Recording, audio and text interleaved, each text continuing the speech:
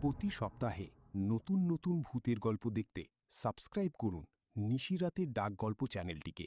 সেই সাথে bell icon press করতে ভুলবেন না।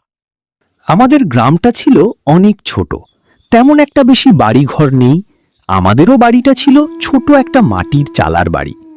বাড়িতে লোক বলতে ছিলাম আমি, বাবা, মা আর ছোট ভাই। আমার কলেজ লাইফ সবেমাত্র শেষ হয়েছে। আমরা খুব একটা গরিবও ছিলাম না, আর তেমন একটা ধনীও ছিলাম না। বাবা দিনের বেলায় জঙ্গল থেকে কাঠ কেটে বাজারে বিক্রি করতে যেত, কোনো রকমে দিন কেটে যেত। এই রকম করে বেশ কয়েক মাস কেটে যায়। কলেজ লাইফ শেষ করে আমিও চলে যাই একটা বন্ধুর বাড়িতে। বন্ধুর বাড়িতে কিছুদিন থাকবার সিদ্ধান্ত নিয়ে এসেছি। বন্ধুর বাড়িটা তেমন একটা দূরে ছিল না, আমাদের পাশের গ্রামেই ওদের বাড়ি। ওই ৩-৪ কিলোমিটার হবে। সকালে বেরিয়েছিলাম, একটা চলন্ত গাড়িতে করে ওদের বাড়িতে পৌঁছতে বিকাল হয়ে যায়।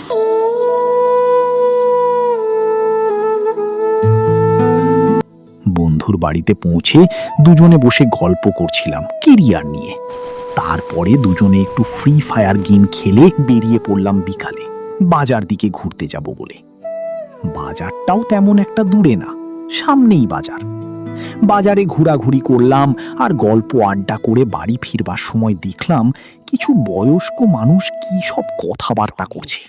একটু একটু কানে এলো। আমি আকাশকে বললাম, এই বয়স্ক মানুষগুলা কি সব কথাবার্তা বলছে? আকাশ আমাকে বলল, ওদের কোথায় কান দিতে হবে না, চল তো বাড়ি যাব। আমি তখন কিছুটা হলেও শুনতে পেলাম কি সব ভুতুড়ে বাড়ির নিয়ে কথা বলছে। আমিও তখন আর বন্ধুটাকে জোর করলাম না, বাড়িতে চলে এলাম। কিন্তু ওদের কথাগুলাই মাথায় ঘুরপাক খেতে থাকলো। বাড়িতে ফিরতে রাত হয়ে গিয়েছিল। রাতের খোয়া দাওয়া সেরেই বিছানায় চলে গেলাম। আমি আর বন্ধুটা একটা বিছানায় শুয়েছিলাম, কোনো মতেই ঘুম আসছিল না। তখন আমি আর বন্ধু দুজনে মিলে গল্প করছিলাম। গল্প করতে করতে তখনের কথাটা আবার মাথায় এলো। আমি আবার বন্ধুটাকে জিজ্ঞেস করলাম, সেই বয়স্ক মানুষগুলা কি নিয়ে কথা বলছিল রে? ছাড় না ওসব কথা। সে কিছুতেই বলতে রাজি হলো না। আমিও ছেড়ে দিবার মানুষ না। আমি আবার জিজ্ঞেস করলাম, বল না রে, কি কথা বলছিল? তোর কি বলতে ভয় লাগছে? ভিতুর ডিম কোথাকার। সে তখন বলল, শোন, তবে আমাদের গ্রামের সৌন্দর্য দিনের বেলায় যেমন ভালো লাগে, রাতের বেলা হলে তেমনই ভুতুড়ে হয়ে যায়। বাজার থেকে আসার সময় খেয়াল করেছিলি নাকি জানি না, পুরনো ওই বাড়িটার দিকে মানুষের মুখ থেকে আমিও শুনছিলাম ওই বাড়িতে নাকি ভূতের আড্ডা। আমি ওর কথাবার্তা শুনে হাসাহাসি করলাম, একটুও বিশ্বাস করলাম না। খুব তো হাসাহাসি করছিস, তুই একবার নিজে গিয়ে দেখা রাত 1টার সময়। যদি যেতে পারি, কি দিবি বল তুই? সে তখন জোর গলায় বলল, তুই যদি সেই ঘর থেকে জীবিত ঘুরে আসতে পারিস তো তোর ইউটিউব চ্যানেল আছে না, সবাই তোকে সাবস্ক্রাইব করবে। আচ্ছা, তবে তো যেতেই হবে। কবে যেতে হবে বল তুই? আর কিছু মাস পরেই অমাবস্যার রাত, তখন তুই গিয়ে দেখাবি। বেশ, তাই যাব তবে। সেই দিনের মতো ঘুমিয়ে পড়লাম। 2 মাস পর। কি রে, মনে আছে সেই দিনের কথা? হ্যাঁ, মনে আছে রে। বাড়িতে সবাই ঘুমিয়ে যাক, তারপরে যাব। কিন্তু তুই গিয়েছিলি বলে আমি বিশ্বাস করব কি করে? কি করলে তোর বিশ্বাস হবে? আমার এই ফোনের কভারটা নিয়ে যা, সেইখানে রেখে দিয়ে আসবি। আমি সকালে গিয়ে দেখব আছে কি না, যদি থাকে তবেই আমি বিশ্বাস করব। আর এইদিকেও বন্ধুটার বাড়ির সবাই ঘুমিয়ে পড়েছে, আর বাইরেটা কি খুটখুটে অন্ধকার। ঘড়িতে তখন রাত 12টা বাজছে। আর কি, ফোনের কভারটা পকেটে নিয়ে বেরিয়ে পড়লাম। বাইরে বেরোতেই একটা বাতাস বয়ে গেল। মেঘটা বেশ পরিষ্কার দেখাচ্ছে। মশাল হাতে এগোতে লাগলাম। বাড়ির আড়াল থেকে একজন ঋষি তাদের সব কথা শুনেছিল। ভরতের পিছনে পিছনে যেতে লাগলো। আমার মনে হলো কেউ যেন তাদের পিছু পিছু আসছে। সে হঠাৎ পিছন ঘুরে তাকায়। সে কাউকেই দেখতে না পেয়ে মনে মনে ভাবল, হয়তো আমার মনের ভুল হবে। আবার চলতে শুরু করলাম। 10-15 মিনিট হাঁটার পরেই সেই পুরনো বাড়িতে এসে পৌঁছালাম। দিনের বেলায় যেমন ভালো পরিবেশ, লোকজন, কিন্তু রাতের বেলায় দেখে মনে হচ্ছে শ্মশান ঘাট। চারদিকে শুধু অন্ধকার আর কুকুর বিড়াল ডাকার আওয়াজ ভেসে আসছে। গা ছমছমে পরিবেশ। সাহস করে গেট অব্দি গেলাম। মনে মনে ভাবলাম এই বাড়ির গেটের সামনে খাবারটা ফেলে দিয়ে বাড়ি ঘুরে চলে যাই। তখন মনে হলো যে গেটের সামনে খাবারটা রেখে দিয়ে গেলে হয়তো বাতাস উড়িয়ে দেবে। তাই আবার একটু সাহস করে বাড়ির ভিতরে যাবার সিদ্ধান্ত নিলাম। বাড়ির সিঁড়ি বেয়ে ওপর ছাদে চলে গেলাম। আর এদিকে ঋষিও বাড়ির সামনে এসে পৌঁছেছে। ছাদের উপরে আসতেই হঠাৎ করে একটা ঠান্ডা বাতাস বয়ে গেল, আর পিছন থেকে কে যেন আমার নাম ধরে ডাক দিল, ভরত, এই ভরত। একটু পরে আবার কান্নার আওয়াজ শুনতে পাওয়া গেল। এদিকে আমার ভয়ে মুখ থেকে কোনো কথা বের হলো না। ওখানেই কাঠের পুতুলের মতো দাঁড়িয়ে থাকলাম। একটু পরে নিচে থেকেই সাহস করে বলে উঠলাম, কি কি ওখানে? এখন পরিবেশটা আবার আগের মতন হয়ে গেল।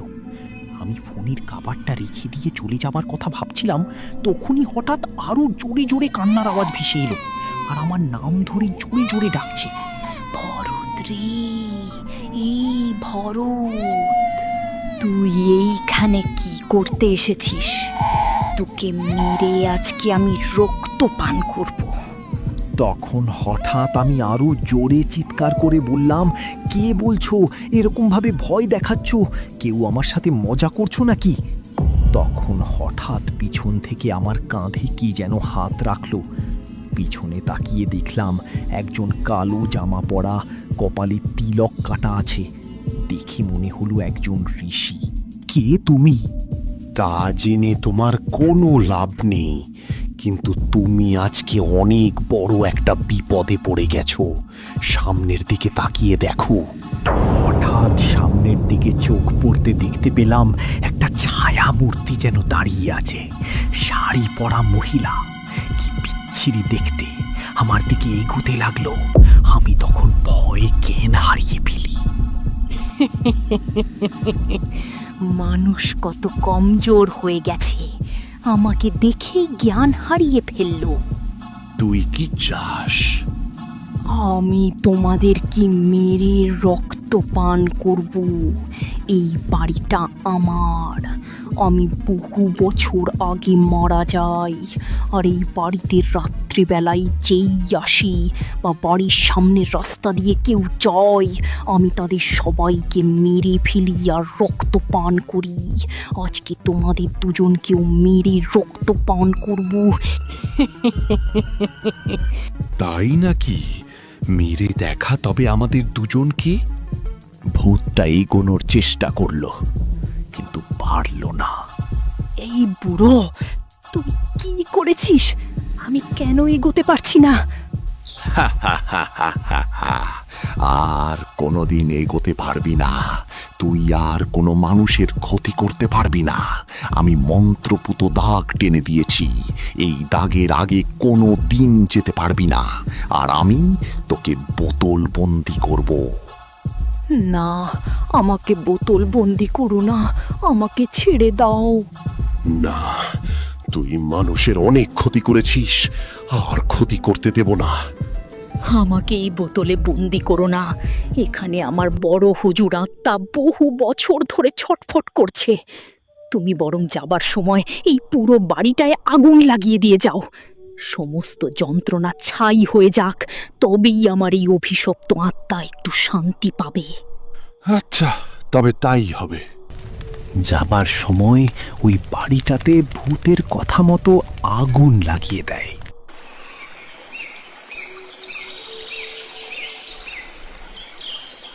পরের দিন সকালে আমি বন্ধুটির বাড়িতে শুয়েছিলাম। আমার ওই অজ্ঞান হয়ে যাওয়ার পর থেকে আর কিছুই মনে নেই, আর ভুলেও আমি কোনোদিন ওদিকে যাইনি। কিন্তু ঋষির মুখে আমার অজ্ঞান হওয়ার পরে যা কিছু হয়েছে সব কিছু শুনেছি, আর বন্ধুটাকেও পুরো ঘটনাটা খুলে বললাম। বন্ধুরা, আজকের গল্পটি কেমন লাগলো তোমাদের তা অবশ্যই কমেন্টে জানাবে। আর যদি জানতে চাও ভূতটা যখন জীবিত ছিল কে বা কারা তাকে মেরেছিল, যদি জানতে চাও অবশ্যই নেক্সট পার্ট বলে কমেন্ট করো।